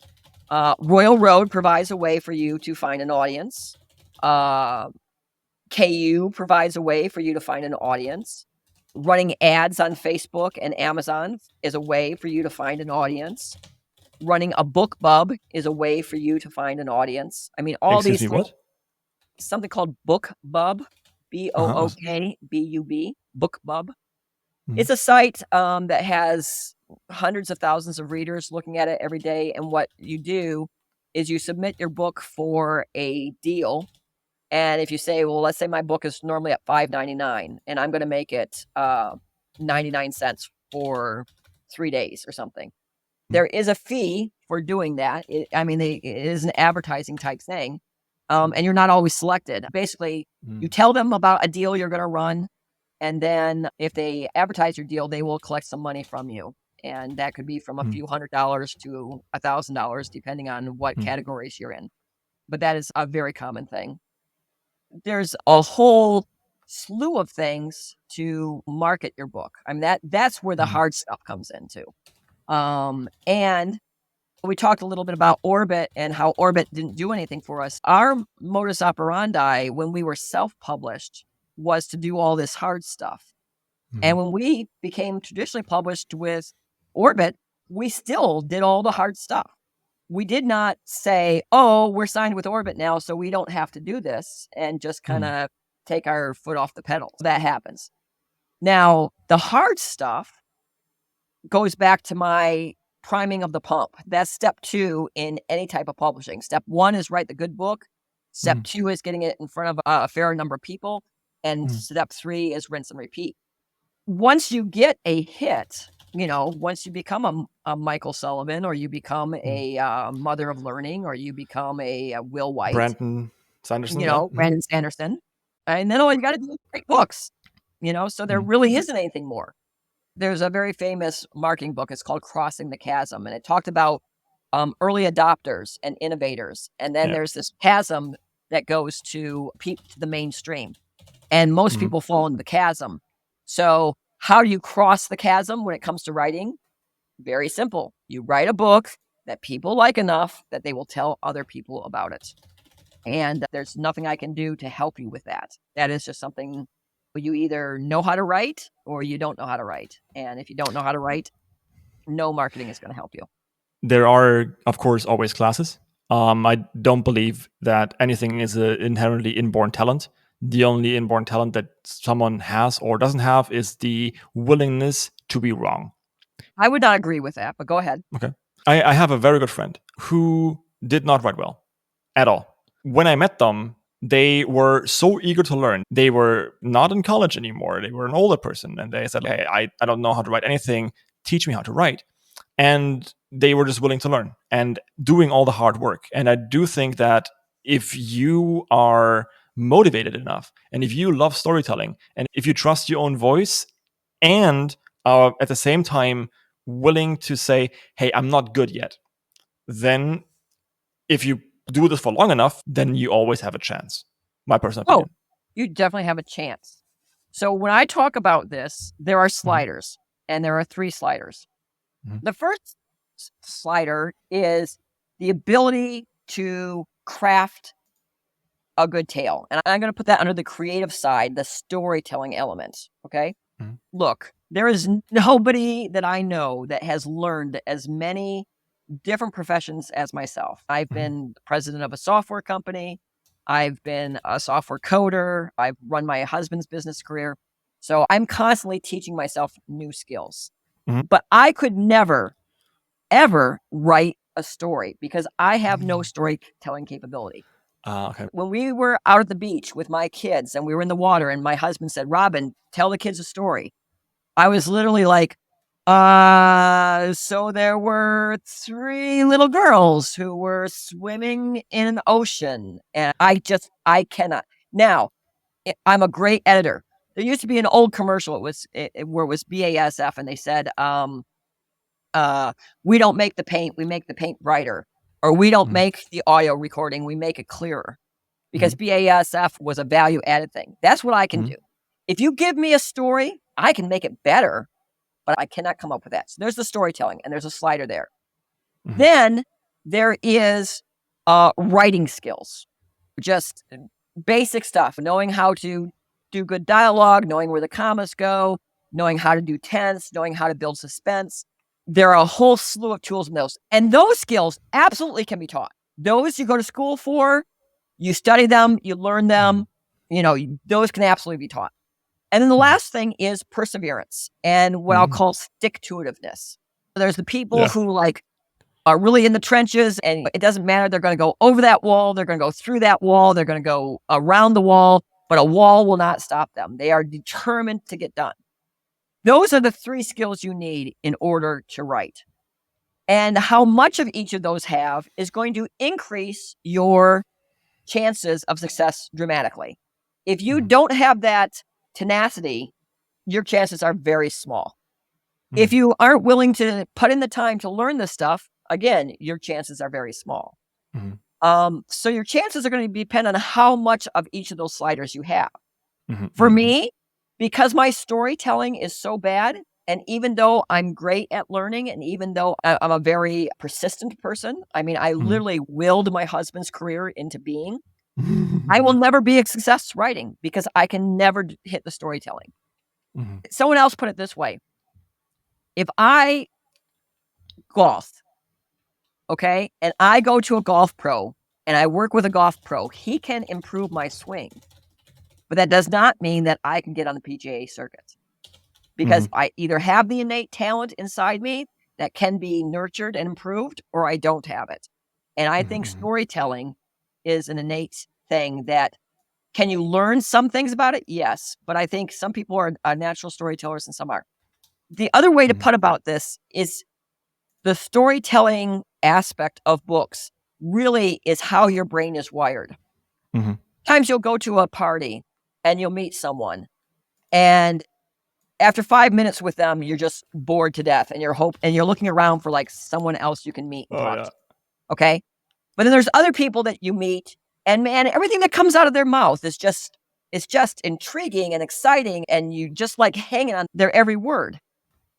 That is a little bit of what I'm talking about. It's how the people's minds work and how they make connections and how they communicate. And I do believe that's one of the things that either you got it or you don't have it. Can you improve upon it? Yes. But I will never, by my definition of what a good book is, which is a book that is so good that other people will tell other people about it, I will never be able to write that book. I think it's a philosophy question. I know for a fact that personality isn't permanent. I have changed so much over the last 10 years. That being said, maybe you're right, because I always wanted to tell stories, right? Ever since kindergarten, I've been telling stories.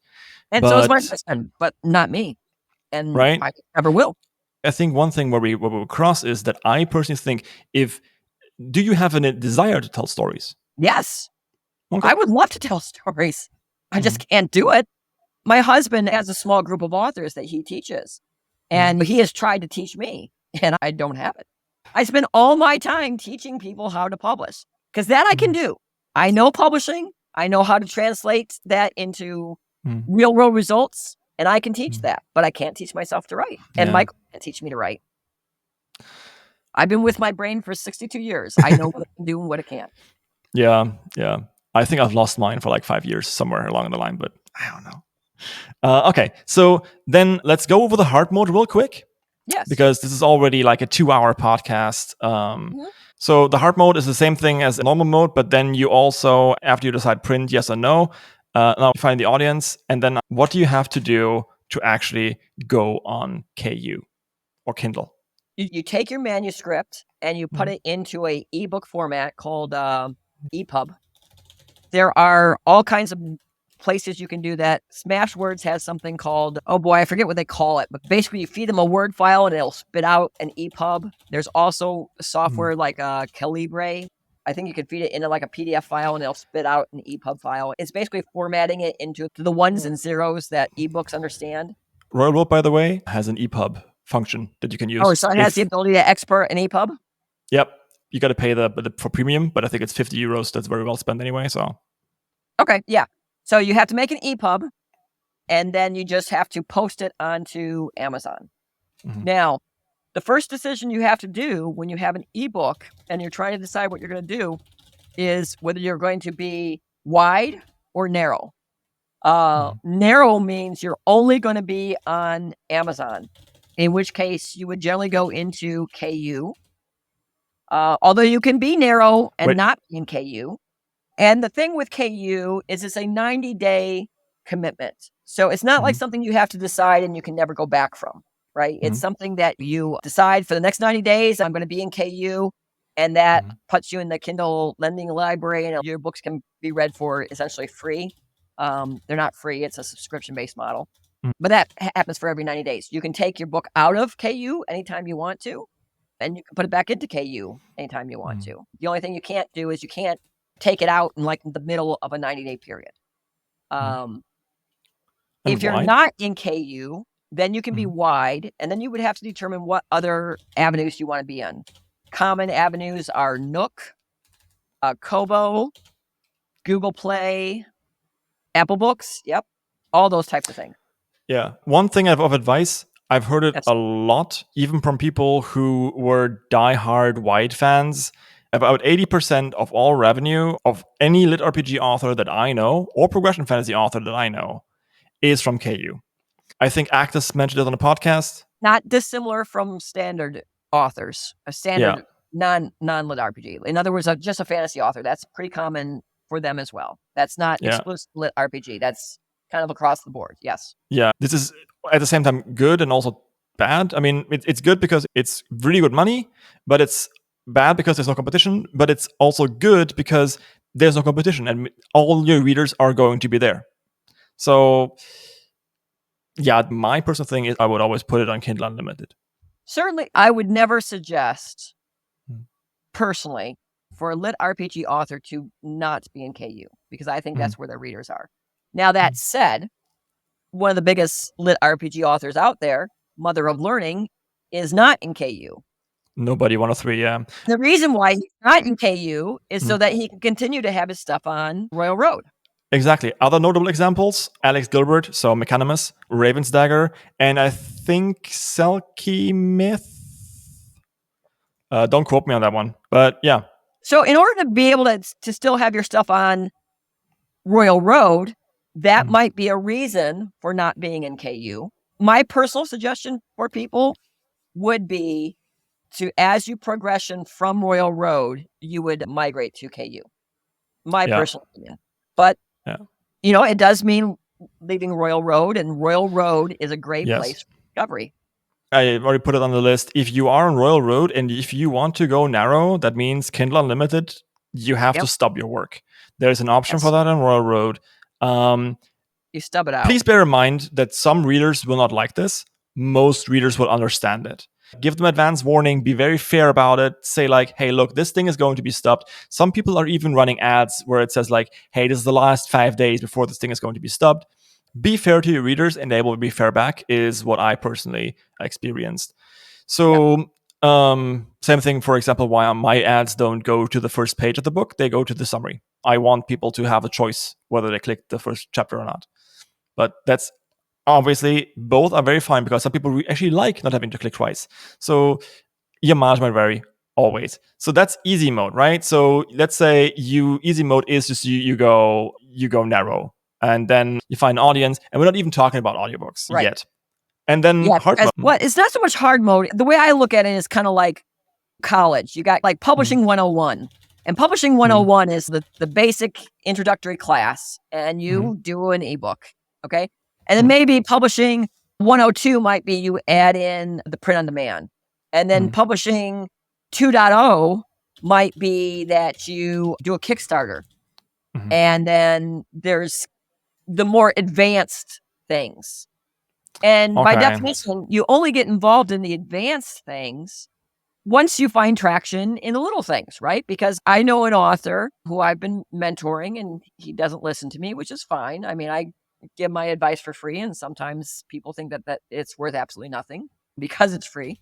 Where his ebook is not like flying off the shelves, and he's already done book trailers and audiobooks, and now he's doing dramatic audiobook readings, and he's doing like all these other things. And I'm like, well, that's kind of like trying to run before you walk. What you got to do is wait until your ebooks are selling well, because then you have money in your pockets, and then you can spend that money by doing an audiobook or doing a graphic, a graphic novel, that kind of stuff. Yeah, the thing is, it always comes back to the story. You mentioned this before. If you have a good story, it will sell no matter what shape, and then it's just about expanding the reach of your story. It won't sell no matter what shape, as long as you get it in front of a few people. Yeah. If you write a great story and you don't tell anyone about it, it is the proverbial tree in the forest that no one hears. Let's not skip step 2. Step 1, write the good story. Step 2, you have to get it in front of a core group of people. Yeah.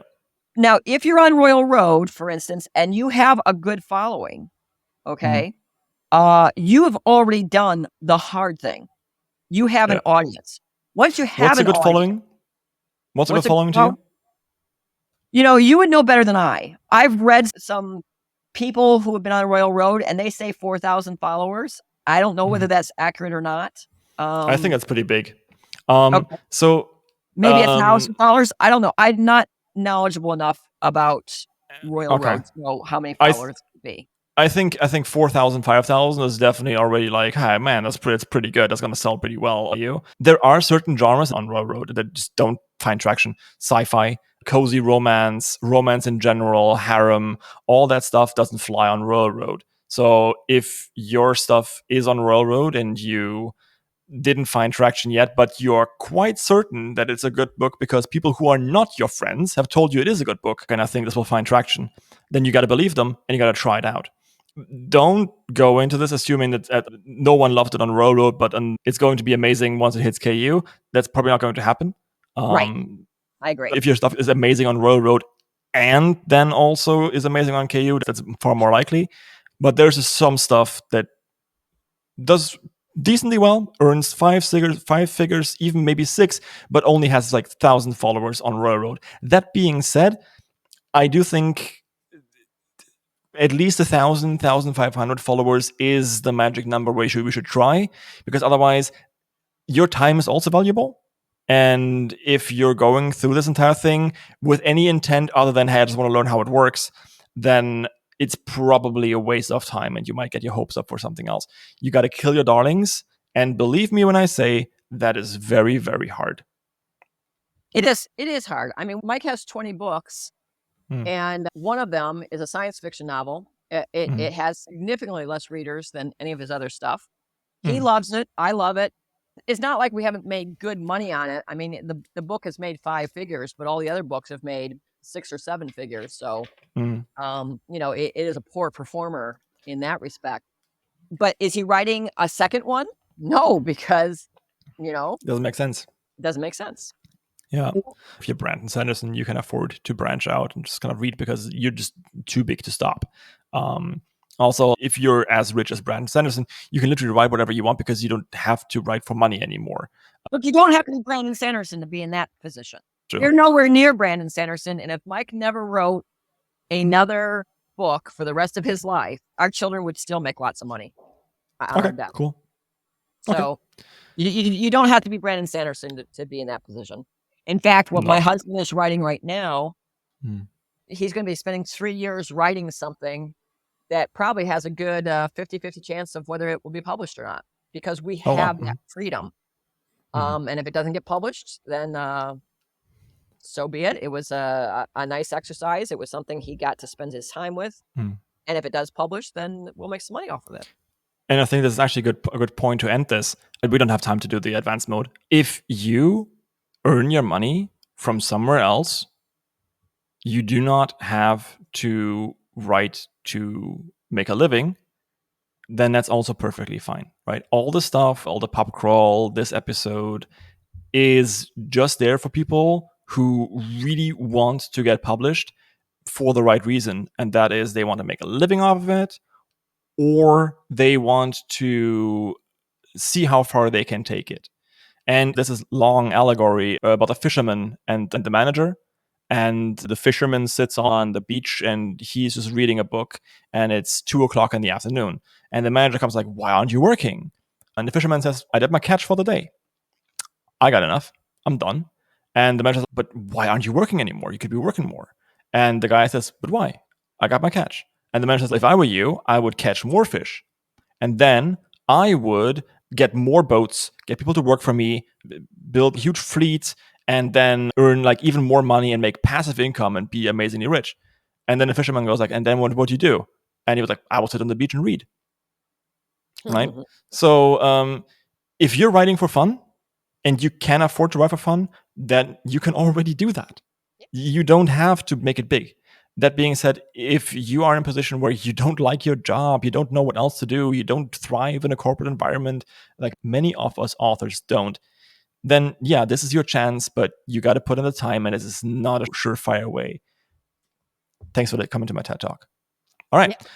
Robin, this has been really interesting and really amazing. I think I would love to actually get you back on, talk more about details, but this is now a 2-hour episode, and I feel as though if we add even more stuff, people's brains are going to melt. I put the analogy of this is like drinking from a fire hose. Yeah, exactly. We can maybe do an episode 2 later on where we talk about more about like the nitty-gritty details of revenue shares and how much money that is. But I think we got the gist of it so far. Again, I want to thank you so much for coming in, taking the time. I really appreciate it. And I do think it's a good thing that you do, educating authors and educating publishers both to make this better for all of us. So thank you very much. You're welcome. Well, thank you for having me. Why wouldn't I? I'll see you later. All right. Bye-bye.